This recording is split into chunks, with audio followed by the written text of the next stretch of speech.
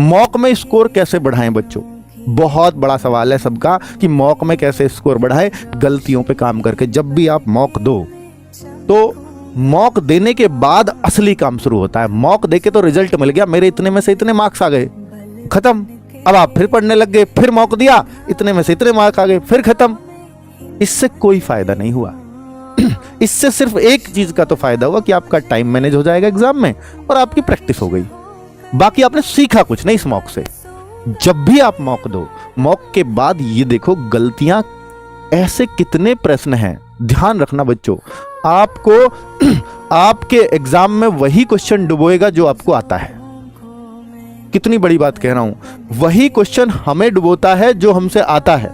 इसका मतलब हम अपना एग्जाम में 100% देकर ही नहीं आए। हमसे आता था और हमसे गलत हो गया तो कहां हमने 100% दिया अपना?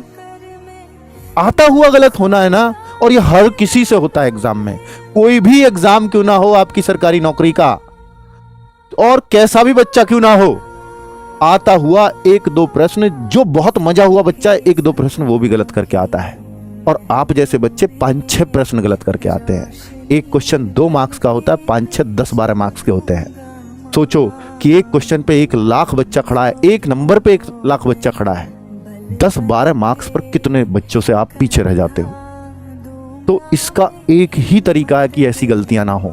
जब भी आप मॉक दे रहे हो उसके तुरंत बाद यानी उसी दिन चेक करो कि ऐसे कितने प्रश्न थे जो मुझसे आते थे और गलत हो गए, जो मेरे सही होने चाहिए थे। मैं अभी भी करूंगा तो तुरंत कर दूंगा ऐसा प्रश्न, लेकिन फिर भी गलत हो गया।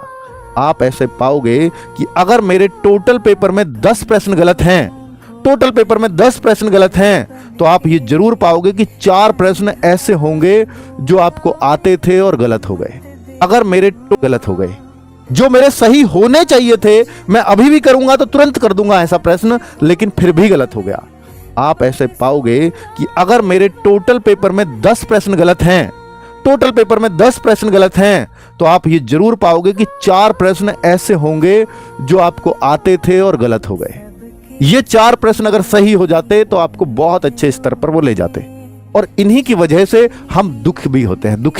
दुख इनकी वजह से होता है, इनकी से नहीं। वो जो 6 तो मुझसे होते ही नहीं। तो इसका एक ही तरीका है, हर मौके में इन 4 को ढूंढो, उसी दिन ढूंढो। और ये देखो कि जब मैं इस प्रश्न को कर रहा था, भाई ये मेरे से, मैं इसको नींद में भी हल कर दूंगा, पर यहां गलत हुआ। पर ये क्या मेरे दिमाग में उस समय चल रहा होगा? ये आप जब मॉक को तुरंत एनालिसिस करने लग जाते हो ना, ये सिम्ड एनालिसिस करते हो, तो आपको याद रहता है कि यार मैं जब इस क्वेश्चन को पढ़ रहा था ना, तो मैं इसको नहीं को है पढ़ गया। ऐसी गलती होती है। इसमें पूछा था अंडर रूट, मैं अंडर रूट पढ़ ही नहीं पाया, मैंने सीधा आंसर 4 निकाल दिया। सिंप्लीफिकेशन का सवाल था, बाद में पूछा था इसका अंडर रूट बताओ, मैंने निकाला ही नहीं।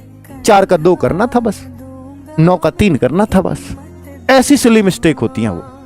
तो अब आप सोचो, फिर जब आप रियल एग्जाम में बैठोगे तो आपको पता चलेगा कि आप ऐसी भी गलती कर जाते हो। तो आप उन गलतियों, जो आपका सबकॉन्शियस माइंड होता है ना कि भाई रुक, तो ऐसी भी गलती कर जाता है, एक बार और पढ़, तो आपको रोक देता है वो।